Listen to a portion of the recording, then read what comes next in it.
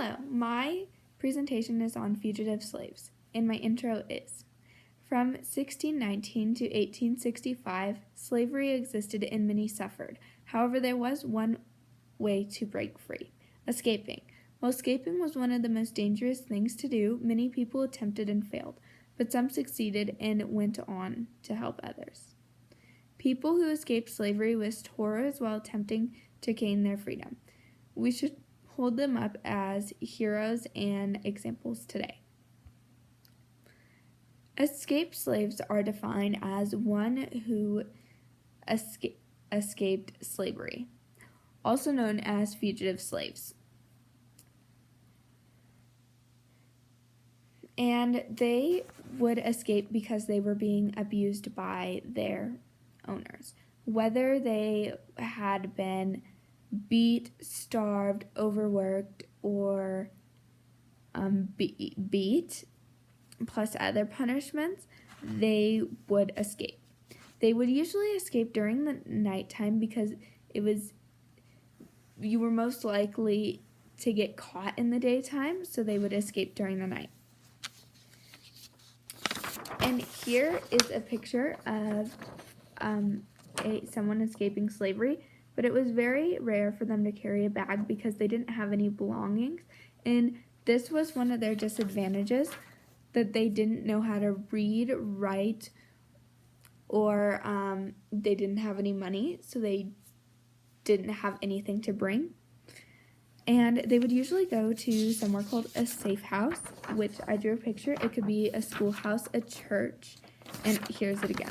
Sorry if it didn't show well. But it would be a church, a schoolhouse, or someone's basement or attic, somewhere where they could hide really easily. Their owners did hire someone with a bloodhound, which is a kind of dog that is really good at hunting people down. Police use them today.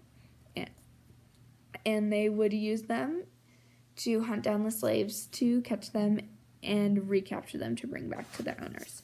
If they were caught, they would be severely punished.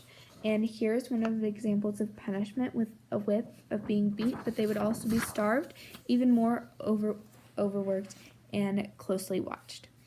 To get to where they were going, which would be the north, they would follow the North Star, because the North Star was in the north, and they would try to get to the safe states. However, even though the safe states had bad segregation, they would still go there because they abolished slavery. They would try to get to Canada most of the time, though. And there was one more thing. Only 11% of women ever tried to escape because it was too hard for them, since they weren't as strong as men. And since they weren't as strong as men, it was harder for them to escape. And so 89% of men escaped.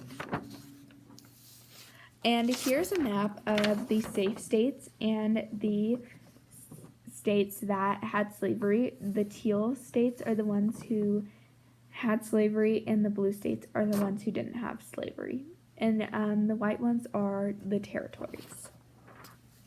There was also the Underground Railroad, which was an organization to help slaves escape. There would be people called conductors that would be guides to help people escape to the north.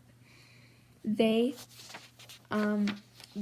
safe houses, as I said, they could stay at safe houses for years and months, weeks, however long they needed to stay, depending on how safe it was.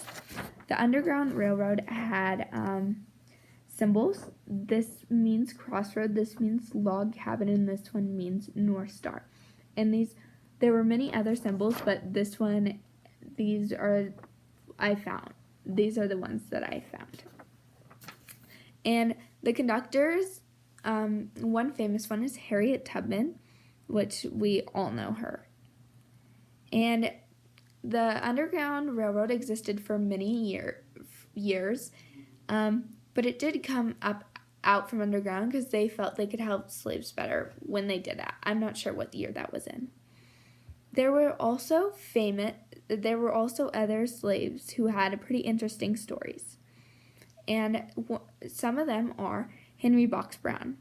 He had a wife and children who were sold and shipped off to another state in 1848.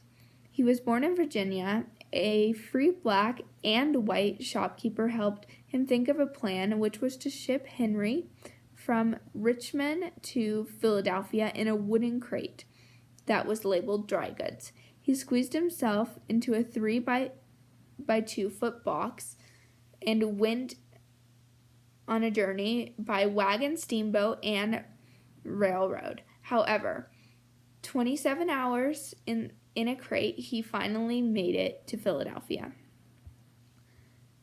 There was also Frederick Douglass. He was 20 years old, and he fled his job and disguised as a sailor in a sailor's uniform that his future wife gave him. He also carried a freed sailor's protection pass that was loaned to him.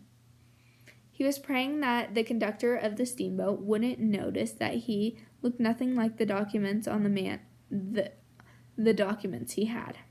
He looked nothing like the man on the documents he had.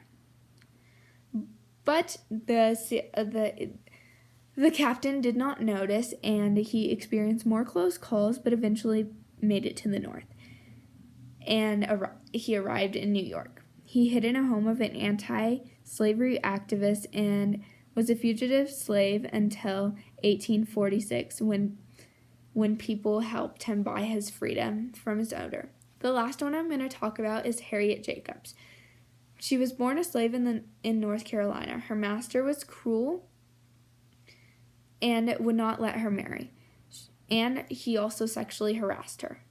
She had children by another man. In 1835, she escaped and hid in some friends' houses. She ended up in a small attic crawl space in her grandmother's house. It was rat-infested, and the little room, which was only 9 feet long and 7 feet wide, with 3-foot ceiling. It didn't have light and it barely had any air. She lived here for 7 years, leaving for exercise during the night, which was not for very long. And she watched through a peephole her kids play in the yard outside. She got to the north in 1842 and paid her old master for her freedom with the help of her friends. She escaped with her kids, obviously. And that is the end of my presentation. In conclusion, fugitive slaves played a huge part in Black American history. It led to many other events, including major segregation after slavery was abolished. However, in the end, people who escaped slavery put everything on the line to help gain their freedom and to change the world to what it is today.